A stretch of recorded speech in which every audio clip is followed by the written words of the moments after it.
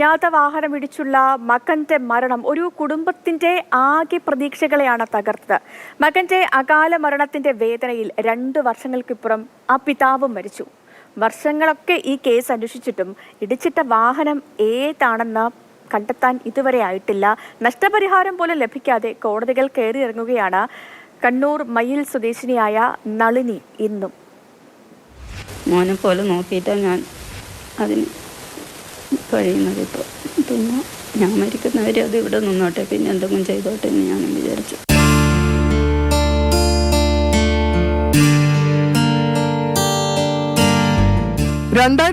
July മാസത്തിലാണ് വാഹനാപകടത്തിൽ സ്വന്തം മകനെ ഈ അമ്മയ്ക്ക് നഷ്ടമാകുന്നത്. ഇടിച്ചിട്ട ലോറി നിർത്താതെ പോയി.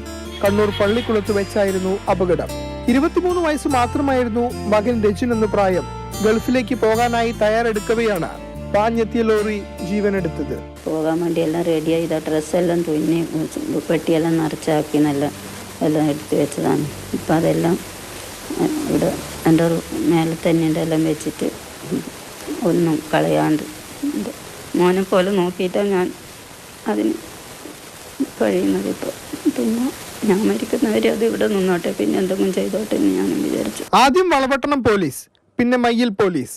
അന്വേഷണങ്ങൾ പല വഴിക്ക് നടന്നു. പക്ഷേ ഇടിച്ചിട്ട വാഹനം മാത്രം കണ്ടെത്താനായില്ല.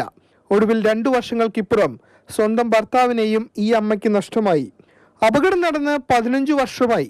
പക്ഷേ നഷ്ടപരിഹാര തുക പൂർണ്ണ തോതിൽ ലഭിച്ചിട്ടില്ല. ഒടുവിൽ തലശ്ശേരി കോടതിയെ സമീപിച്ചിരിക്കുകയാണ് രജിന്റെ കുടുംബം.